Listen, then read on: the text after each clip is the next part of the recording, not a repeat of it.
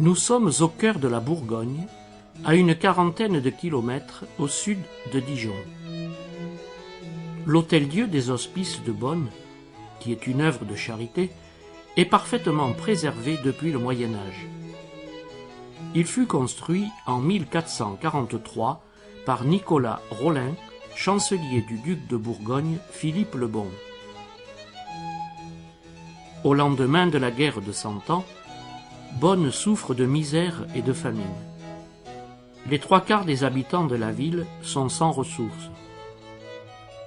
Le chancelier et sa femme Guigonne de Salins décident alors de créer un hospice pour les pauvres. Ils le dotent d'une rente annuelle, les salines, et de ressources propres, les vignes. Au cours de ses séjours en Flandre, dont le duc de Bourgogne était aussi le suzerain, Nicolas Rolin s'inspira de l'architecture des hôpitaux du Nord.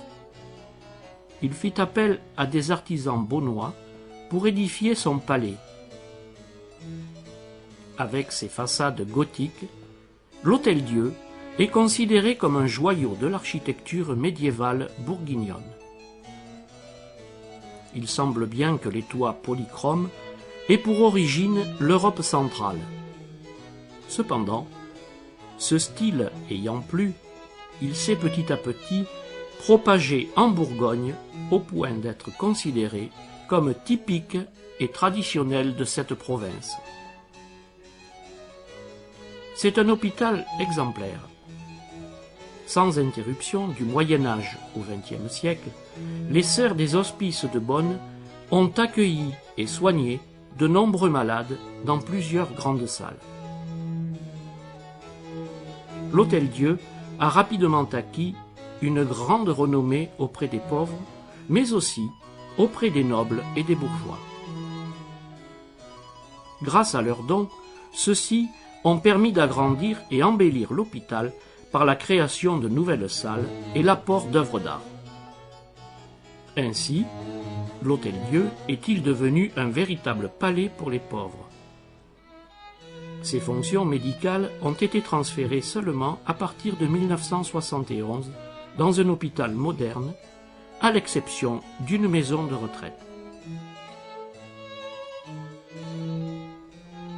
Exploitant 61 hectares de vignes en Bourgogne, hérités au cours des siècles, les hospices organisent chaque année, depuis 1859, la plus célèbre vente aux enchères des vins au monde. La cour d'honneur offre la vision la plus fameuse de l'Hôtel-Dieu, avec ses toits recouverts de tuiles multicolores en terre cuite émaillée qui dessinent d'extraordinaires figures géométriques.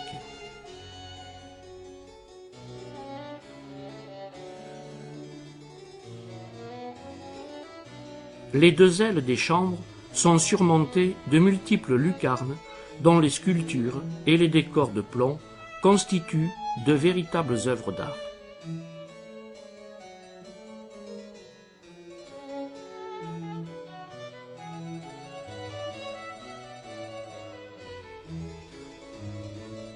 Des galeries superposées permettaient aux sœurs d'assurer leur service à l'abri des intempéries. L'aile opposée, qui abrite la grande salle des pauvres et la chapelle, est faite de pierre et a été voulue sobre et austère. Elle contraste avec les autres bâtiments. Au milieu de la cour, le puits offre l'un des meilleurs exemples de l'élégance de la ferronnerie gothique. Il assurait l'approvisionnement en eau de tout l'hôpital. À l'intérieur, la grande salle des pauvres est le cœur de l'Hôtel-Dieu.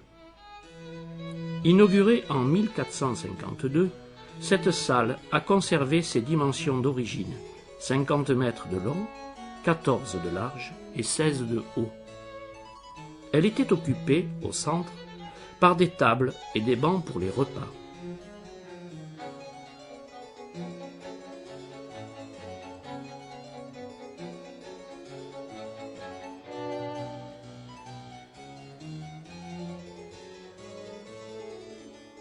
La charpente, en berceau brisé, est faite de lambris de chêne et offre un décor somptueux.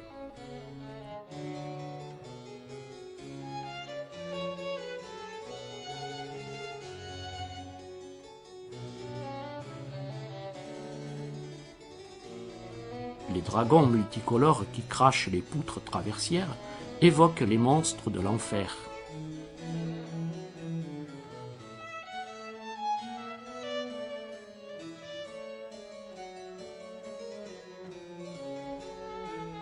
Les visages cocasses des bourgeois de Bonn sont accompagnés de têtes d'animaux qui symbolisent leurs défauts respectifs.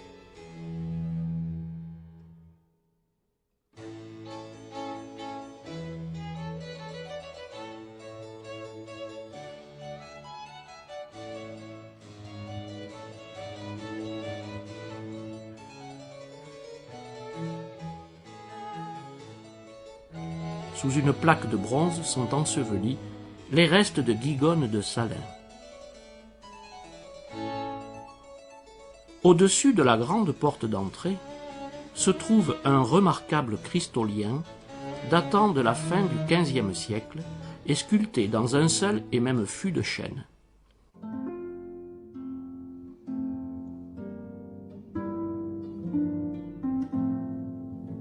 La chapelle fait partie intégrante de la salle des pauvres et symbolise la parfaite symbiose entre l'aspect religieux et médical de l'Hôtel-Dieu.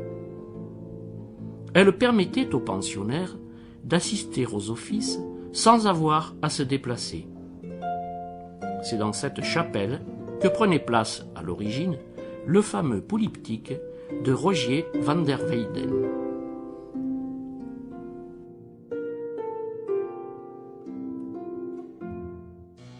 La salle Sainte-Anne comprenait 4 lits réservés aux âmes nobles. Telle était la volonté du bienfaiteur François Brunet. Transformée au cours des siècles, cette salle évoque désormais la lingerie d'autrefois. Au fond, on remarque une sœur hospitalière dans la tenue claire qui sera portée en été jusqu'en 1939.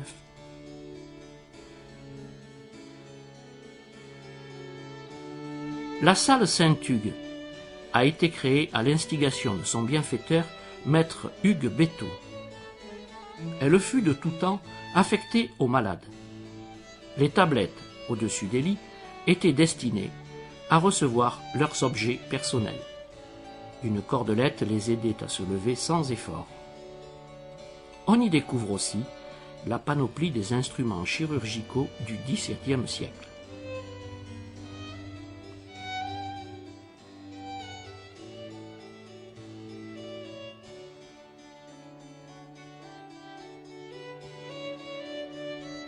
La salle Saint-Nicolas, quant à elle, était destinée à accueillir les pauvres malades en danger de mort.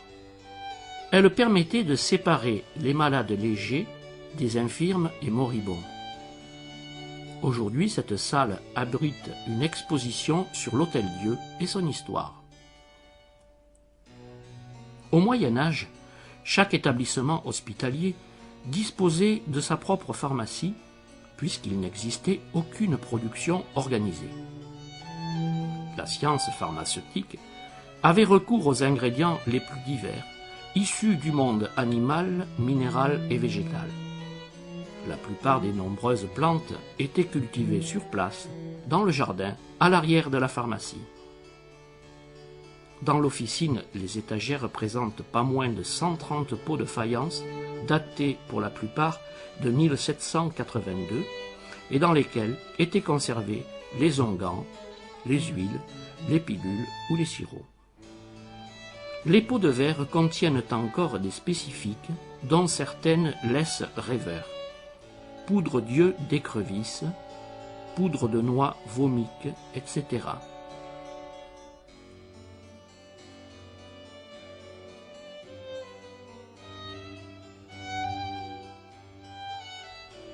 Le tableau peint par Michel Souville en 1751 présente les différentes tâches effectuées dans l'apothicaillerie du XVIIIe siècle.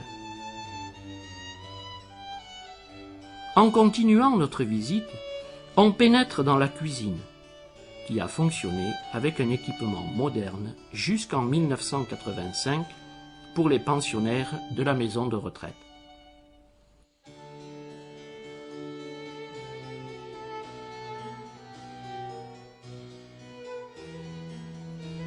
Elle a retrouvé aujourd'hui son aspect du début du XXe siècle, avec son piano, avec grand fourneau, muni de 2 robinets d'eau chaude, appelés cols de cygne.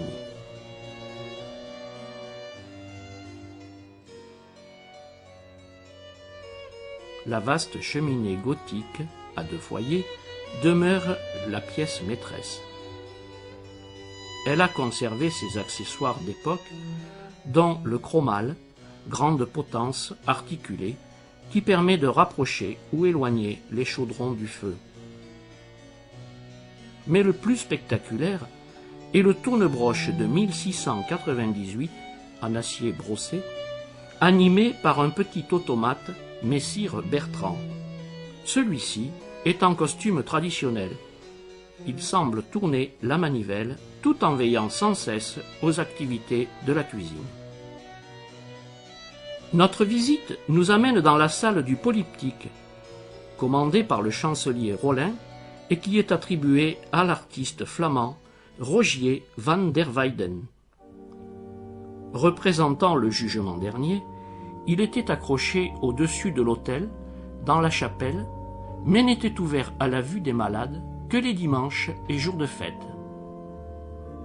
On y voit le Christ, dans sa robe pourpre, juge suprême, avec à ses pieds 4 anges annonciateurs du jugement dernier qui entourent l'archange Saint-Michel. Le panneau de gauche représente la Vierge implorant miséricorde pour les pécheurs. En bas du panneau, les bienheureux qui se dirigent vers le paradis. Sur le panneau de droite, Jean-Baptiste et des saints prient. En bas, ce sont les damnés, effrayés et désespérés. Lorsque le rétable est fermé, on découvre Nicolas Rollin et Guigone de Salins, agenouillés en prière, tandis que sont représentés en trompe-l'œil l'Annonciation, Saint Sébastien, le patron de la chevalerie du chancelier, et Saint Antoine, patron de l'Hôtel-Dieu, accompagné de son cochon. Dans la même salle, on peut admirer la tapisserie aux 1000 fleurs qui évoque la fameuse dame à la licorne du musée de Cluny qui date du XVIe siècle. Cette légende raconte que le futur Saint-Éloi, trop orgueilleux, a coupé la jambe de son cheval pour le ferrer plus vite, mais n'a pas pu la remettre. C'est par la salle Saint-Louis que nous terminerons notre visite. Cette salle contient de très beaux coffres gothiques, typiques de l'ameublement bourguignon, et quelques très belles statues en pierre ou en bois. Les hospices de Bonn restent pour nous un véritable écrin médiéval qui a traversé les siècles, tout en gardant sa mission initiale au service des malades, telle que le désirait son fondateur, Nicolas Rollin.